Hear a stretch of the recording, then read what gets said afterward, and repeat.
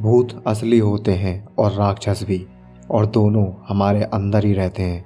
बस अंतर इतना सा है कि कई बार वो जीत जाते हैं। इसी तरीके की कहानी पे आज हम बात करने वाले हैं। सुपरमैन इनजस्टिस कॉमिक सीरीज में या इनजस्टिस गेम में एक मॉन्स्टर था या विक्टिम, इसी बात पे आज हम इस वीडियो में बात करेंगे। तो सुपरमैन का नाम सुनते ही तुम्हारे मन में एक बहुत ही शानदार सी छवि सामने आती होगी, जो इंसानों तक को क्या, छोटे मोटे जो जानवर होते हैं ना, बिल्ली कुत्ता वगैरह, चाहे जो भी हो, उन तक को तकलीफ में नहीं देख सकता। बस थोड़ी सी प्रॉब्लम हो और वो वहाँ उसकी मदद के लिए पहुँच जाता है। तो फिर आखिर ऐसा क्या ही हो गया कि सुपरमैन इतना बुरा हो गया। अब देखो यार, सुपरमैन बुरा था उस कॉमिक सीरीज में, इसमें कोई दो राय नहीं है। लेकिन हमने वो जो सीरीज है ना, वो कम्प्लीटली बैटमैन के पर्सपेक्टिव से देखी है। सुपरमैन के पर्सपेक्टिव से हमने देखने की कभी कोशिश ही नहीं की। अब अगर इस बात को तुम्हें समझना है तो इस तरीके से समझो कि जब तुम कभी भी किसी भी न्यूज़ में किसी मर्डर की, किसी रेप की या किसी भी ऐसी बहुत ही वाहियात हरकत के बारे में सुनते हो तो तुम्हारा कितना खतरनाक तरीके से खून खोलता है। लाइक रिसेंटली अभी दिल्ली में एक इंसिडेंट हुआ था, शायद दिल्ली में हुआ था, मेरे को कंफर्म याद नहीं है, कि एक लड़की के जो है एक बंदे ने 35 टुकड़े कर दिए थे और उसे जो है एक एक करके जंगल में फेंक रहा था। आया था ना उस खबर को सुनने के बाद गुस्सा, मन कर रहा होगा इसे मार दें, जला दें, कुछ भी कर दें। कुछ लोगों के मन में तो ऐसा भी आया होगा कि मौत बहुत छोटी सजा हो जाएगी, इसको रोजाना तड़पाओ, टुकड़ों टुकड़ों में काट दो, और न जाने क्या क्या ख्याल आए होंगे तुम लोगों के दिल में, जो कि मेरे दिल में भी आए थे। तो अब मैं ये बात क्यों बता रहा हूँ, तो ये सुनो कि सुपरमैन के पास है सुपर हियरिंग एबिलिटी। हाँ, वो पूरी पृथ्वी पर, पूरे अंतरिक्ष में से कुछ भी सुन सकता है। अंतरिक्ष को अगर छोड़ भी दो, केवल पृथ्वी ले लो, तो ऐसी कौन सी जगह है पृथ्वी में कि 800 करोड़ की जनसंख्या में कहीं पर भी कोई मर्डर नहीं हो रहा होगा, कहीं पे भी किसी भी जानवर को या किसी इंसान को तड़पाया नहीं जा रहा होगा, क्या कुछ नहीं हो रहा होगा। अब मैं इस वक्त वीडियो बना रहा हूँ, इस टाइम पे भी ना जाने कितने ही लोगों के साथ फ्रॉड हो रहे होंगे, कितनों को मारा जा रहा होगा, कितनों के साथ मतलब ना जाने क्या क्या हो रहा होगा।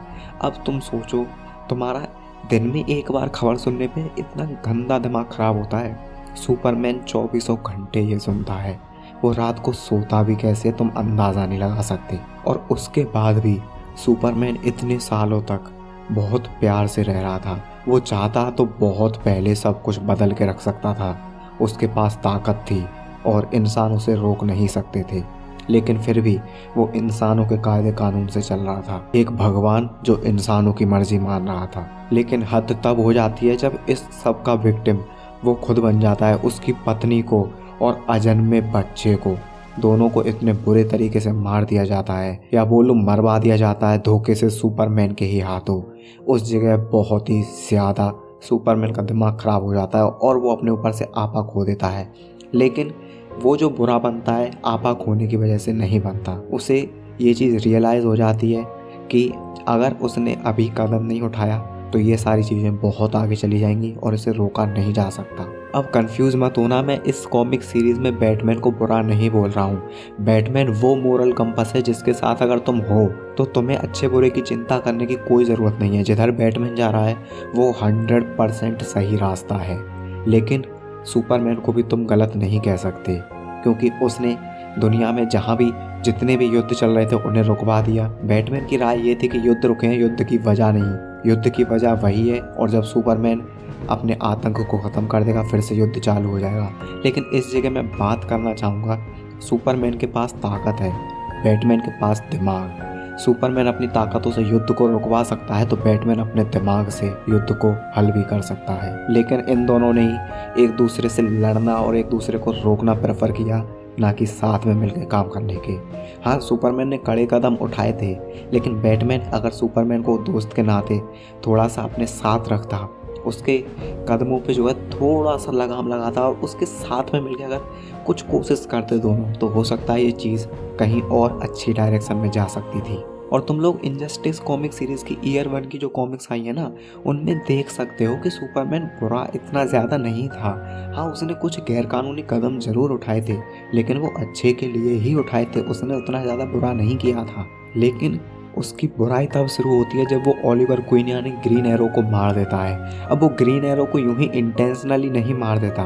हाँ, ग्रीन एरो की वजह से उसके पिता को जो एक तीर लगता है, लेकिन ग्रीन एरो उसको जानबूझ करके नहीं मारता। वहीं दूसरी तरफ सुपरमैन को गुस्सा आता है और वो ग्रीन एरो में धर देता है, लेकिन तुम बात ये समझो कि गुस्से में सुपरमैन ने मारा था और सुपरमैन की ताकत को झेलना एक इंसान के बस की बात नहीं है। तो सुपरमैन कभी भी ग्रीन एरो को जान से नहीं मारना चाहता था, बस उसने गुस्से में ग्रीन एरो को इतना मारा कि उसकी जान निकल गई। और इसके बाद सुपरमैन ने बहुत कोशिश की सबको संभालने की, लेकिन वो नहीं संभाल पाया और इन दी एंड वो बन गया जिससे वो लड़ने की कसम खा के बैठा था, एक मॉन्स्टर। जिसे कि शुरू में थोड़ा सा प्यार मिला होता, थोड़ा सा साथ मिला होता तो वो रुक सकता था, लेकिन हम इंसानों के करप्शन ने भगवान को भी करप्ट कर दिया।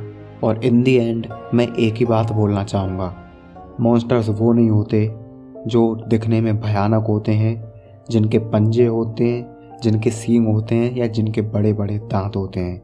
मॉन्स्टर्स वो होते हैं जो ऐसे कर्म करते हैं जिन्हें माफ़ नहीं किया जा सकता। सुपरमैन इस कॉमिक सीरीज़ में विक्टिम से कब मॉन्स्टर बन जाता है हमें पता तक नहीं लगता। जैसे कि थोड़े से प्यार और थोड़े से साथ की मदद से रोका जा सकता था, लेकिन हम सबको ये पता है कि सुपरमैन जैसे महान तोहफे के लिए इंसान कभी भी काबिल नहीं होंगे।